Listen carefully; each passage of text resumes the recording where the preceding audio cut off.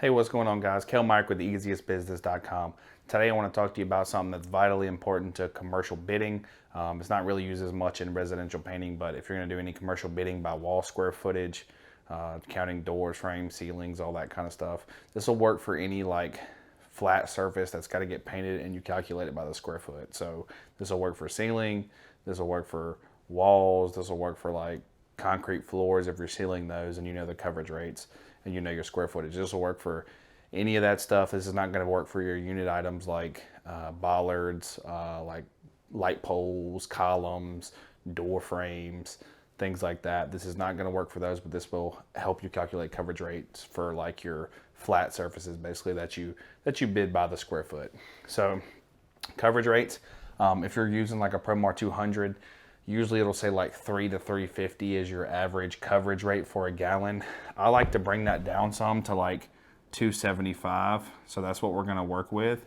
If the spec sheet says 350, I'm usually going to go down to about 275 square feet a gallon. You always want to have an excess of square footage, or an excess of material rather, over what they say. I don't really trust what the spec sheets say. So let's do a little math. Let's say we have 10,000 square feet of walls, 10,000 square feet of walls that need to be painted. We're getting a coverage rate of 275 a gallon. That leaves us a little bit extra, a little bit in the bottom of the can, a little bit in the roller pan, a little bit in the 5-gallon bucket. So just to be safe. So 10,000 square feet of wall space, you divide that by 275. That's going to be 36.36 gallons. So I round up 37 gallons. So 37 gallons of product at a 275 square foot a gallon coverage rate is going to mean you're going to need 37 gallons. But before you stop there, you need to realize that that's only one coat. So that's one coat. If you're going to do 2 coats, you need to double this. So what's that? 60, 74. So 74 gallons if it's a repaint.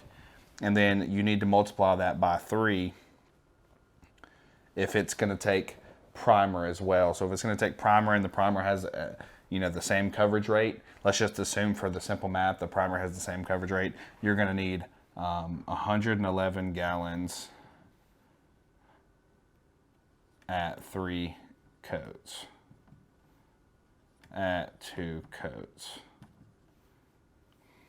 So 37 gallons is at 1 coat, 74 gallons at 2 coats, 111 gallons at 3 coats. And this will give you exactly what you'll need for, let's say everything is going the same color.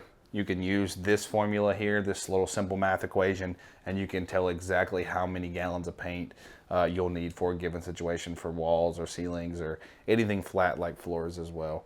Talking concrete sealer. As long as you know what your coverage rate is, you just come down a little bit off of it. This is the coverage rate I would go by. If it said 350, I'd go 275 a gallon. If it says 500, I'd go 400 a gallon. You kind of just ballpark it, but on the little bit lower end, because you never want to do a best case scenario. You always want to bid off a worst case scenario. And then if you need 111 gallons to do 10,000 square foot of wall space, let's say you're getting that at $25 a gallon for 111 gallons. You're going to spend, this is what it's going to cost you.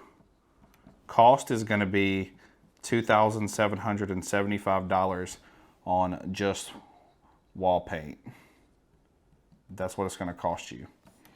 So the way you get that is you take your 111, you times it by 25, if that's what it costs you for that gallon of paint.